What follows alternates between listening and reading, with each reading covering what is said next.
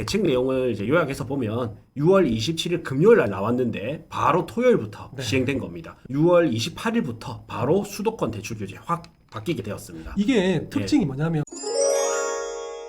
저번 주 금요일이었습니다. 네, 바로 28일부터 시행되는 대책이 나왔거든요. 그래서 이 이후에 부산 부동산 시장은 어떻게 될지 정말 사람들이 관심 많으실 거고 궁금해하실 것 같아요. 그렇죠. 그래서 이 부분에 대해서 좀 다뤄보고 그리고 또 제일 좋아하는 질의응답 이렇게 해보겠습니다. 저번 주 금요일이었으니까 27일이죠. 네. 27일 날 제가 실제 이제 안내를 하고 있었어요. 그래서 오전에 이게 대책이 탁 나오면서 대책이 나왔던데요. 그 아시는 소장님께서 그렇게 얘기하시더라고요. 사실 저는 못 봤어요. 네네. 뭐 안내 준비하고 뭐 이런다고. 근데 그런가 하고 그래서 뭐지 했는데 어쨌든 그 안내에 집중하다 보니까 제가 이걸 나중에 봤거든요. 네. 근데 하필이면 또 그때 이제 계약을 또 하시려는 분이 있어가지고 또 그분이 나중에는 신생아 특례 대출로 대환 대출을 받으려는 또 계획이 있었어요. 네. 나중에 우리 고대장 설명해 주시겠지만은 이번에 특히나 지방에서 주요 깊게 봐야 될 게 이 신생아 혹은 이렇게 정책 자금 대출 요 부분이 지방에서는 가장 핵심 부분이거든요. 그래서 그때 금요일 날 저희 우리 과장님하고 기상이었습니다. 그 부분에 대해서 어떻게 계약을 날짜나 뭐 이런 거를 그러니까 오늘 발표가 나서 내일부터 실행이잖아요. 네. 근데 하필 또 내일이 토요일이죠. 토요일이에요. 와, 그래가지고 이거는 큰일 났다. 이거는 정부에서도 우리 대통령께서도 준비를 많이 하셨구나. 이게 느껴지더라고요. 그 저뿐만 아니라 그날 안내하고 계약을 뭔가 준비하고 이제 액션을 하려고 했던 분들은 아마 그날 비상이었을 겁니다. 아, 그러면 그 계약한 사람은 그거 유예시켜준다 하지 않았었나요? 그런 거 없어요. 계약 시점부터 예. 바로니까 예. 28일 이전이니까 그날 계약을 했었어야 돼요. 예. 특히나 뭐 전제하 계약뿐만 아니라 계약서도 마찬가지고. 그러니까 27일까지는 계약을 그렇죠. 했어야 되잖아요, 그렇죠. 맞죠? 그게 하필이면 그날 나와서 그날 계약이 됐었어야 돼요. 근데 누가 뭐 안내 와가지고 집 봤는데 규제 나왔다고 또 계약서 쓰려고 하는 사람 누가 있겠습니까? 그렇죠. 그리고 그 여기 나온 내용에는 생애 최초만 이거 되는 거고 수도권만 되는 거 아닌가요? 맞아요, 지방도 맞아요. 규제가 되나요? 그거는 이제 전국으로 아. 다 포함이 되는 내용입니다. 네. 자, 그럼 일단 보시죠. 예. 네. 아무래도 현장에 뛰고 계신 우리 용 소장님이 내용이 빠르네요. 더 반응도 있고. 빠르죠.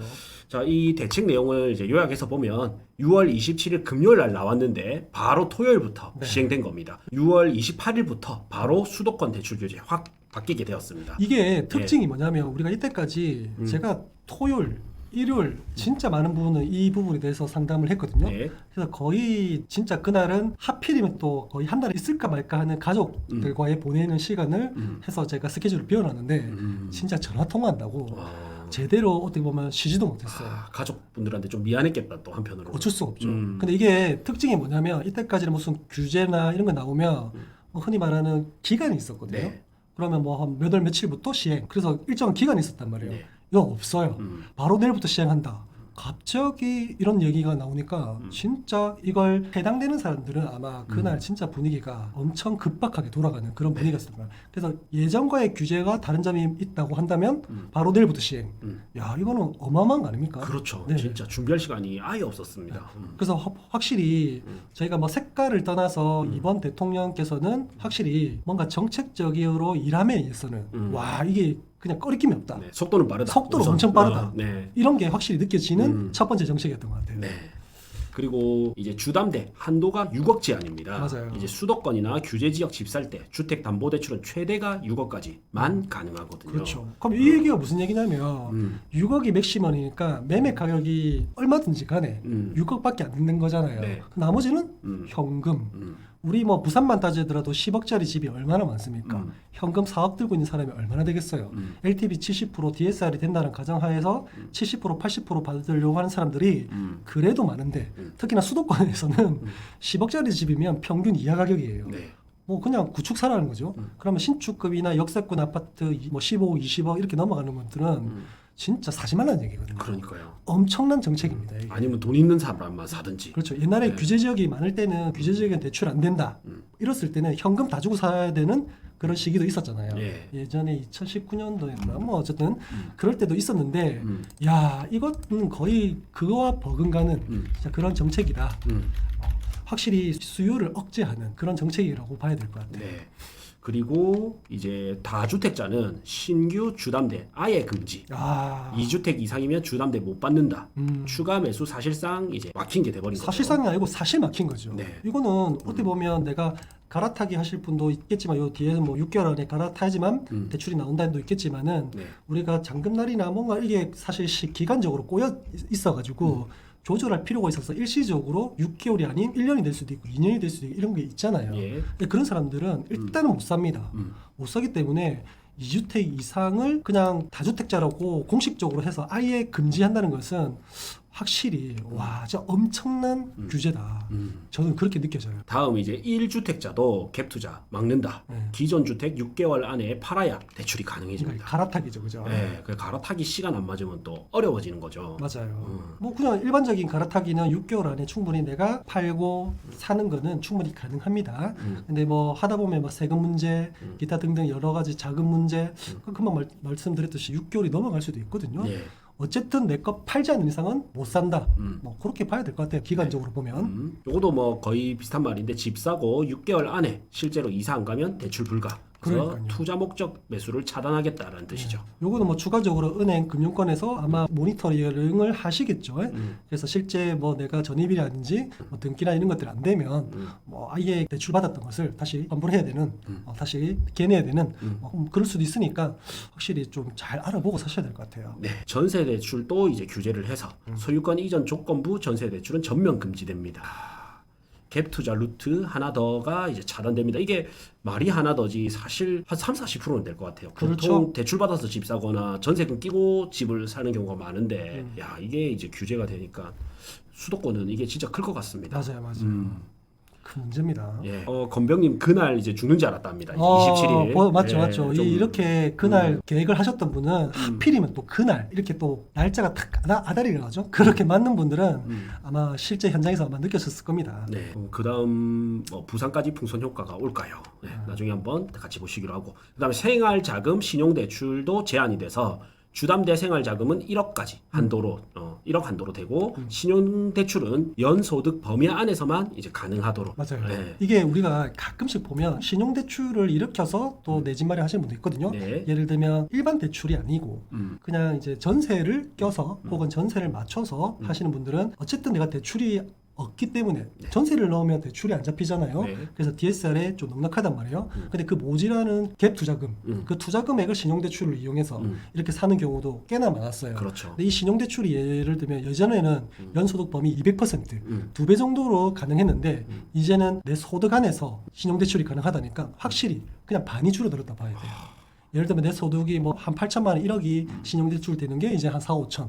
이렇게 하니까 확실히 뭐 그래도 그 돈이 또 도움이 되긴 한데 확실히 예전보다는 현금 비율이 좀 늘었다. 이렇게 보셔야 될 것 같아요. 네. 그다음 이제 생애 제초도 예외 없이 적용되고 이제 LTV 80%에서 70%로 낮아집니다. 아, 전입 의무도 적용되고요. 그렇네요. 예. 이게 생애 최초가 진짜 흔히 말하는 최고로 쳤던 게 내가 DSR이 되고 이자 감당이 되는 선에서는 80%가 생애 최초밖에 없었거든요. 네. 근데 이게 1주택 LTV랑 똑같이 적용한다면 와 생애 최초인 분들 정말 기간적으로 운이 없네요. 진짜 보통 생애 제초 하시는 분들이 신혼부부들이 좀 많잖아요. 아유 당연하죠. 그러면 사실 아파트 같은 경우에는 부산을 기준으로 한 3억 이하 아파트는 사실 투자성이 굉장히 좀 떨어지거든요. 그래서 4억이나 5억 이상 돼야 되는데 웬만하면 돈을 조금 모아서라도 저희는 이제 5억 이상 하는 거를 좀 더 추천드린단 말이에요. 왜냐면 이제 부동산을 많이 하다 보면 아시는데 5억 이상 돼야 그래도 나름 수요가 있는 입지이기 때문에 네네. 나중에 매도라든지 그다음에 뭐 일부의 자산 증식 이런 걸 생각하면 5억 이상을 가는 게 좋은데 그러면 내 돈이 1억 있다면 LTV 80% 적용받아서 5억까지 아파트를 샀다면 네. 이제는 70%밖에 안 되니까 10%가 커요. 예, 이 10%가 엄청 크죠. 최근에 어떤 일이 있었냐면 뭐 전입 의무 적용 뭐 보통 생애 최초는 실거주 아니야? 라고 말씀하실 수 있는데 네. 제가 이제 중개를 도와드렸던 손님들 중에서 몇몇 분은 지금 당장 내가 거주를 할 건 아닌데 네. 집값이 오를 수 있잖아요. 그런 어떤 불안감에 그냥 미리 좀 사놓는 뭐 예를 들면 전세 2년 정도 혹은 월세 2년 정도 해가지고 예. 이렇게 나중에 들어오실 분도 그런 계획이 있으신 분도 있거든요. 네. 그 제가 실제로 제가 도와드렸어요. 근데 그런 분들이 조금은 피해를 보는 거죠. 뭐 피해라고 하기도 그렇지만은 대출금이 줄어드니까 생애 최초 대출 받아서 그 돈으로 뭐 월세 세팅해서 나중에 들어오려고 했던 분들이 이제는 아예 안 된다. 전입 의무가 적용이 되고 그 다음에 LTV도 10% 낮아지기 때문에 현금 비중 늘었죠. 전입 의무 해야 되죠. 그러니까 내가 나중에 들어오더라도 뭐 2년 4년 미리 사놓는 거 이제는 좀 힘들다. 네. 우리가 필드에서 뛰면서 좀 느끼는 게 저희 같은 경우에는 토지나 건물도 같이 또 하고 수도권도 그다음 지방도 이렇게 같이 이렇게 많이 다뤘잖아요. 네. 이제 수강생분들이 진짜 전국적으로 있으시다 보니까 많이 받는 느낌이 돈이 많은 분들은 사실 이런 거 좀 영향 덜 받고 비싼 거 덜컥덜컥 살 수 있는 반면 그렇죠. 이제 좀 약간 사다리 역할을 하는 계층 사다리 역할을 하는 분들이 이런 대출이 좀 필요했거든요.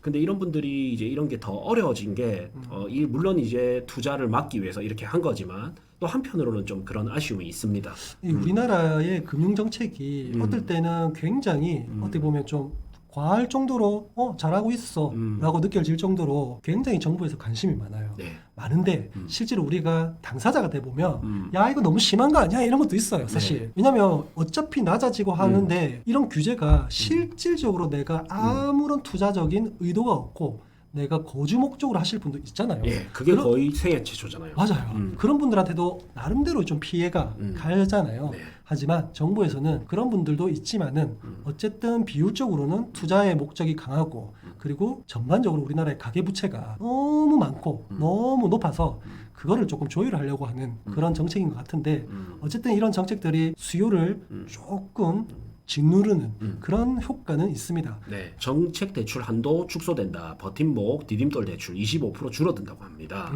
여기서 아까 말씀하셨던 그런 대출들이 맞아요. 이제 줄어드는 거네요. 25%가 하면 이제 금액은 안 나왔는데 네. 원래라면 이제 정책 대금 대출, 신혼부부 뭐 특례 대출 이런 것들이 이제 5억 한도거든요. 네. 5억 한도인데 지금 이게 4억으로 줄어들다 보니까 25% 줄어든 어. 요 얘기거든요. 그럼 내가 실제로 신혼부부로 해가지고 뭐 신생아라든지 뭐 이렇게 한다면 5억을 받으려고 했는데 5억을 받으면 우리가 알잖아요. 네. 7억짜리 사가지고 5억 받으면 내 돈 2억 정도 이게 딱 맞거든요. 정말 이게 딱 기가 막히게 그러니까. 컴팩트한 딱 그런 어떻게 보면 딱 그 세팅인데 네. 이제 4억으로 들어들어. 네. 그럼 3억이 있어야 되거든요. 네. 이제 이런 분들이 조금은 피해가 가지 않을까. 현금은 어디서 구합니까? 그렇죠. 이 정책 대출 한도 축소되는 게 지방도 포함되는 포함됩니다. 거예요? 요거는 포함이네. 네. 웬만한 건 LTV라든지 이런 것들은 전부 다 수도권 얘기고요. 네. 이 정책 자금 대출 줄어드는 거, 요게 이제 지방에도 해당되는 거거든요. 와, 지금 사실 부산이나 대구 같은 경우에는 투자자들이 막 움직이면서 시장을 움직이고 있는 게 아니라 그렇죠. 사실 실수요자들 네. 대부분은 이제 내 집 마련 수요들이 그럼요. 좀 움직였던 거거든요. 맞아요. 예, 근데 그거를 또 쪼으니까 참 이게 참 웃긴 게 사실은 우리가 대부분의 내용이 수도권에 관련된 내용인데 이 정책자금 대출 한도 25% 네. 5억에서 4억 줄어들잖아요. 네. 그럼 서울 수도권에 흔히 말하는 5억 대출 받는 사람이 얼마나 있겠습니까? 그럼요. 그것보다 거기다 훨씬 지방 이야기지. 예. 맞아요. 대부분 지방 얘기잖아요. 그렇죠. 그래서 사실은 이거는 어떻게 보면 수도권보다는 지방을 좀 타겟으로 하는 뭐 이렇게 LTV나 뭐 이런 것들은 일단은 수도권이 조금 너무 과열하니까 네. 이런 것들은 수도권만 하되 지방은 뭔가 좀 하나 할 거 없어? 너무 지방으로 확대해 버리면 다 줄 거. 네, 네. 지방에는 아직까지도 하락 지표가 있는 곳도 있고요, 미분양도 있고 이렇잖아요. 그래서 뭔가 할 거 없을까 하다가 이제 이런 정책 자금부터 건드린 것 같아요. 참 그러면 지방에 해당되는 게 이런 7번, 8번 이런 정책 8번만. 8번. 네. 아, 요거는 생애 최초는 그런 것 같아요. 수도권만이고. 야, 근데 이것도 크긴 크네요.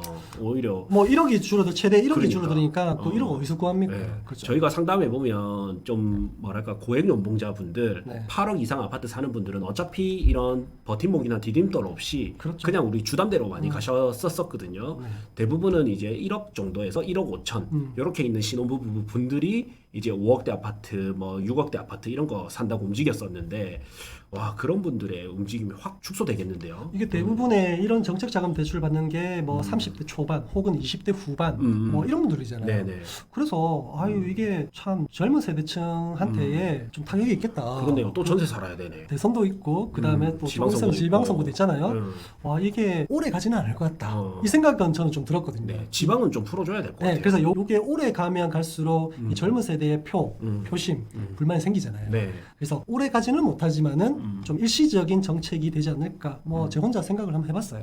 저는 진짜 이거 지방은 좀 풀어줘야 되는 것 같아요. 이거 돈 많은 분들이 이거 받는 거 아니거든요. 그렇죠. 대부분은 20대 후반에서 30대 중반 후반까지 딱 진짜 완전 신혼부부 내 집 마련 이런 분들이 오는 거라서 네. 지방선거를 앞두고는 이런 거 좀 풀어줘야 맞지 않을까 이런 생각이 듭니다. 오히려 뭐 이렇게 한도 뭐 이런 걸 줄이보다는 오히려 돈이 조금 더 들더라도 우리가 정책, 젊은 청년들을 위한 정책 이런 데 비용이 있을 거 아닙니까? 예산도 네, 있고. 네. 그 은행권에다가 뭐 이런 실제 쓰는 사람들한테는 이런 것들을 해줄 수 있게끔 하고 뭐랄까 좀 관리 정말 네가 쓰냐 안 쓰냐 이런 모니터링하고 이런 데 예산을 조금 쓰더라도 실제로 하실 분한테는 좀 피해가 안 갔으면 좋겠다라는 생각이 드네요. 그렇죠. 우리 출산율이 주는 것 중에 큰 이유 중에 하나는 저는 내 집 마련이 불안해서도 있다고 보거든요. 네. 젊은 수요들 보면 네. 그런 거는 내 집 마련의 문턱을 좀 낮춰줘야 네. 될 것 같은데. 네. 어쨌든 요약하면 이게 다주택자, 갭 투자 확실히 수도권을 겨냥한 정책인 거 맞거든요. 네. 그래서 2주택 이상은 뭐 대출 6억 한도, 그다음에 갭 투자 하지 마라, 실거주 뭐 이런 것들도 있고요. 뭐 여러 가지로 보면 수도권에 집중되어 있지만은 수도권의 다주택자 혹은 갭 투자를 좀 막자. 그러면서 시세의 좀 안정화를 좀 가져오자라는 게 어떻게 보면 이번 정책의 핵심이지 않을까 싶어요. 그러면 용 소장님 같은 경우에는 네. 이제 너무 기간이 짧지만 27일 바로 나오고 28, 29 토요일, 일요일 오늘 월요일까지 시간이 있었잖아요. 네. 그러면 이제 그런 손님들이라든지 네. 수요층들 분위기는 좀 어땠나요? 심리적인. 애가 타죠. 애가 타네. 뭐 예를 들면 지금 이제 한 분이 그날 보고 음. 계약을 하셨거든요. 네. 물론 가계약금 넣고 이제 본계약까지 저희가 이제 했어요. 네. 하는데 이제 전자계약이 이제 좀 못한 거. 음. 왜냐면 너무 급하게 하다 보니까 금리 할인을 받잖아요. 전자계약을 하면. 그렇죠. 근데 이제 갑자기 너무 급하게 그날 보고 그날 계약금 넣고 그날 계약을 쓰는데 전자계약도 하고 뭐 너무 급하게 가다 보니까 이 매도인이 전자계약에 대한 거부감이 확 들어버렸어요. 예를 들면 우리가 며칠 상간을 두고 계약을 하는데 전자계약이 이렇게 필요합니다. 아직까지 우리나라에서 전자계약이 특히나 나이 드신 분들이 이런 분들이 거부감이 있거든요. 네네. 그런 분들이 설득을 못해요. 왜냐면 그날 계약을 해버려야 되니까. 그래서 전자계약을 못 해가지고 금리 할인을 포기한 그런 경우가 있었거든요. 네. 저번 주 금요일 날. 네. 그래서 그분은 전자계약에 대한 0.2% 금리 할인 요거 포기했습니다. 얼마나 안타깝습니까? 진짜 안타깝습니다. 뭐 그게 달달이 뭐 몇만 원, 몇십만 원밖에 안 될 수도 있지만은 그 생돈 날린 거 아닙니까? 그 완전 생돈이죠. 그렇죠. 완전 똑같은 네. 기회비용인데 그렇죠. 그 돈을 날려야 되니까. 그래서 그거를 뭐 이미 뭐 설득이 돼서 계약까지 했지만은 저는 개인적으로 너무 안타깝더라고요. 네. 그래서 이런 것들이 며칠 상간만 좀 있었으면 조금 좋았지 않았나. 실제로 그분은 피해 본 거거든요. 네.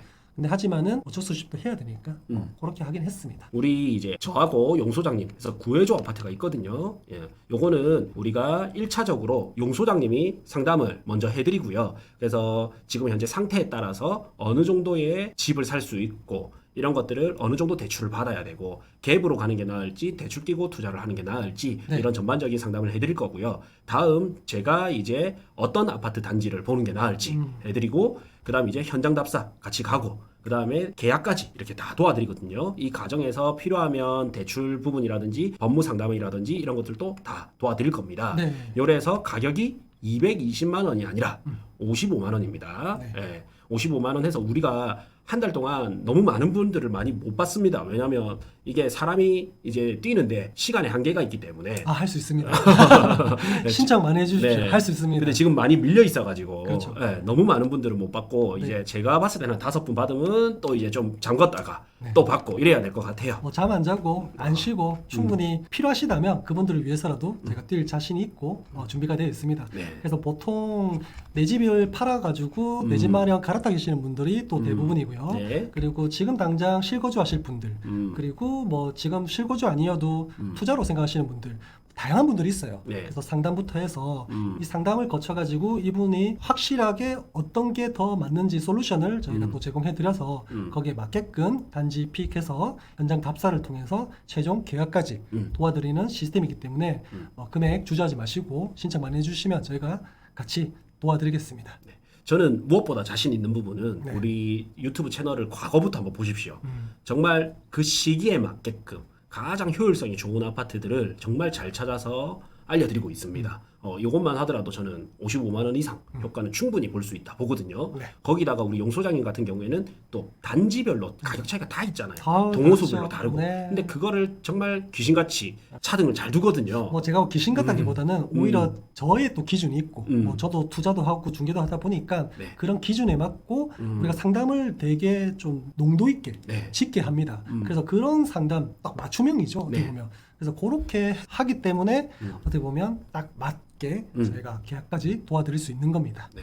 여기서 진짜 어떤 선택을 하냐에 따라서 작게는 몇백만 원, 그럼요. 몇천만 원, 크게는 억 단위 이상 또 나중에 미래가 달라질 수도 있거든요. 그래서 내 집 마련이 필요하시거나 아파트 투자가 필요하신 분들은 꼭 한번 신청해 보십시오.